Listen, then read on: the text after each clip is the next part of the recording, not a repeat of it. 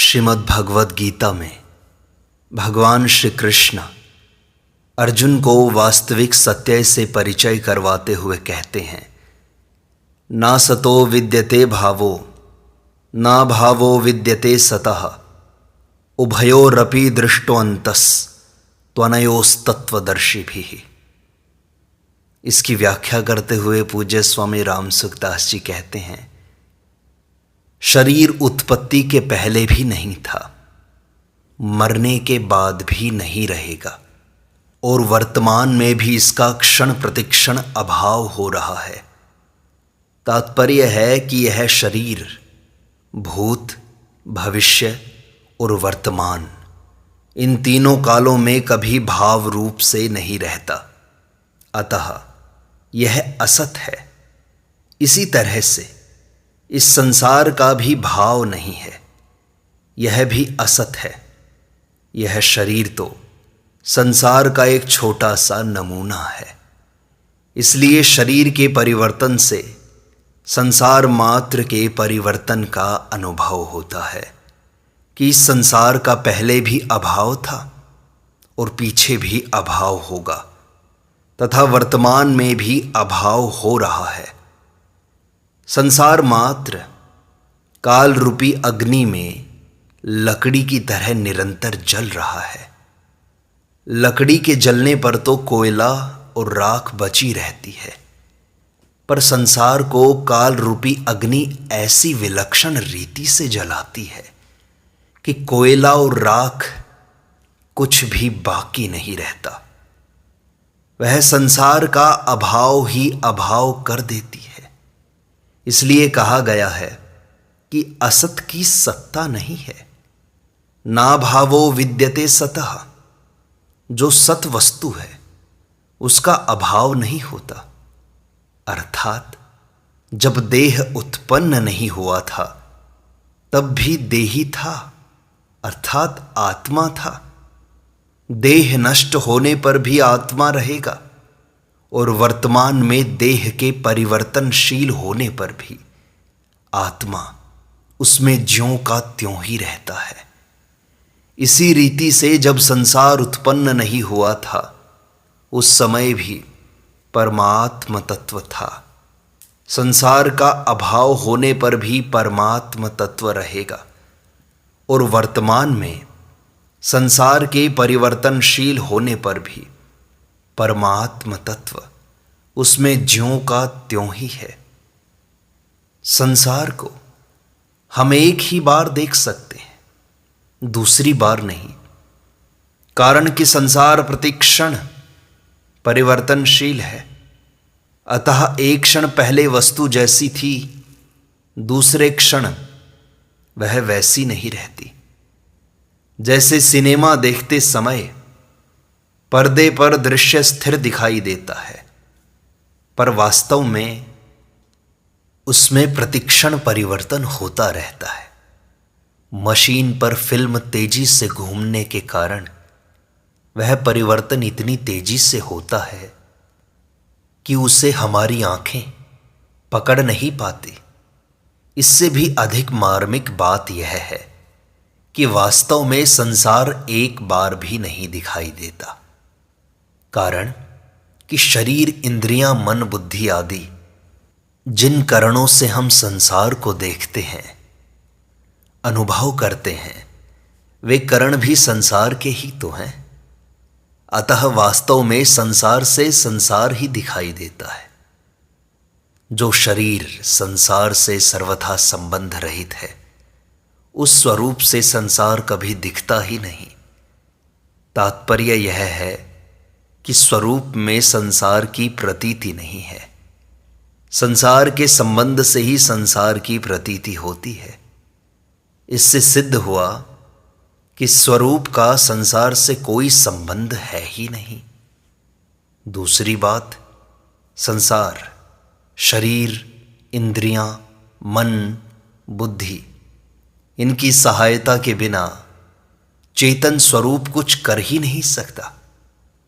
इससे सिद्ध हुआ कि मात्र क्रिया संसार में ही है, स्वरूप में नहीं।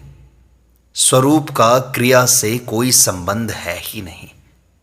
संसार का स्वरूप है क्रिया और पदार्थ। जब स्वरूप का न तो क्रिया से और न पदार्थ से ही कोई संबंध है, तब यह सिद्ध हो गया कि शरीर, इंद्रियां, मन, बुद्धि सहित संपूर्ण संसार का अभाव है। केवल परमात्म तत्व का ही भाव है, जो निर्लिप्त रूप से सबका प्रकाशक और आधार है।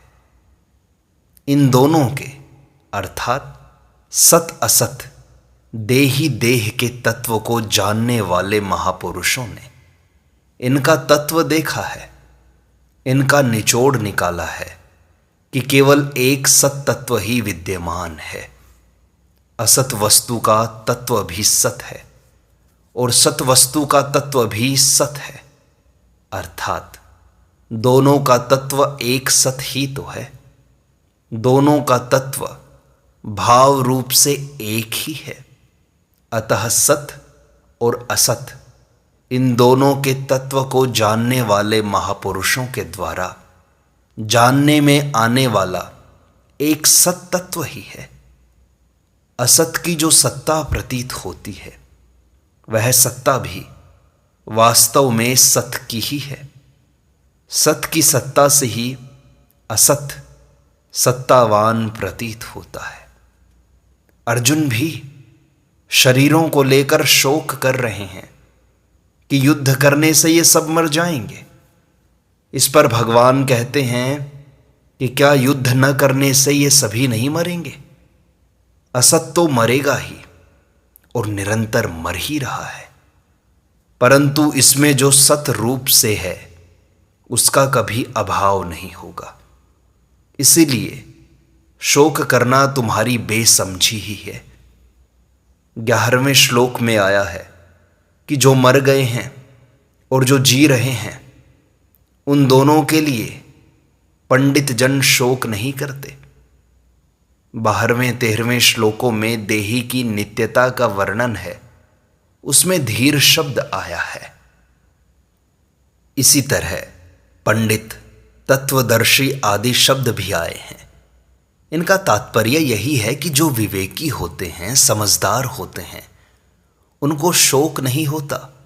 अगर शोक होता है तो वे विवेकी नहीं हैं, समझदार नहीं हैं। नासतो विद्यते भावः, इनका तात्पर्य यही है कि असत की सत्ता विद्यमान नहीं है, प्रत्युत असत का अभाव ही विद्यमान है, क्योंकि इसका निरंतर अभाव होता ही रहता है। असत वर्तमान नहीं है, असत उपस्थित नहीं है, असत प्राप्त नहीं है, असत मिला हुआ नहीं है, असत मौजूद नहीं है, असत कायम नहीं है। जो वस्तु उत्पन्न होती है उसका नाश अवश्य होता है, यह नियम है। उत्पन्न होते ही तत्काल उस वस्तु का नाश शुरू हो जाता है। उसका नाश इतनी तेजी से होता है कि उसको 2 बार कोई देख ही नहीं सकता, अर्थात उसको एक बार देखने पर फिर दोबारा उसी स्थिति में नहीं देखा जा सकता। यह सिद्धांत है कि जिस वस्तु का किसी भी क्षण अभाव है, उसका सदा अभाव ही है। अतः संसार का सदा ही अभाव है। संसार को कितनी ही सत्ता दें, कितना ही महत्व दें, पर वास्तव में वह विद्यमान है ही नहीं। असत प्राप्त है ही नहीं, कभी प्राप्त हुआ ही नहीं, कभी प्राप्त होगा ही नहीं। असत का प्राप्त होना संभव ही नहीं है। इस बात को ध्यान में रखें। तत्वदर्शी महापुरुषों ने सत तत्व को उत्पन्न नहीं किया है, उन्होंने देखा है उसे बस, अर्थात अनुभव किया है। तात्पर्य है कि असत का अभाव और सत का भाव दोनों के निष्कर्ष को जानने वाले जीवन मुक्त तत्वज्ञ महापुरुष एक सत तत्व को ही देखते हैं, अर्थात स्वतः स्वाभाविक एक है का अनुभव करते हैं। असत का तत्व भी सत है और सत का तत्व भी सत है। ऐसा जान लेने पर उन महापुरुषों की दृष्टि में एकमात्र सत तत्व है, उसके सिवाय कुछ भी नहीं है, किसी की भी सत्ता नहीं रहती। असत की सत्ता विद्यमान न रहने से उसका अभाव और सत का अभाव विद्यमान न रहने से उसका भाव सिद्ध हुआ। निष्कर्ष यह निकला कि असत है ही नहीं, प्रत्युत सत ही सत है। उस सत तत्व में देह और देही का विभाग नहीं है। जब तक असत की सत्ता है तब तक विवेक है। असत की सत्ता मिटने पर विवेक ही तत्व ज्ञान में परिणत हो जाता है। संसार में भाव और अभाव दोनों दिखाई देते हुए भी अभाव मुख्य रहता है। परमात्मा में भाव और अभाव दोनों दिखाई देते हुए भी भाव मुख्य रहता है। संसार में अभाव के अंतर्गत भाव अभाव हैं और परमात्मा में भाव के अंतर्गत भाव अभाव हैं।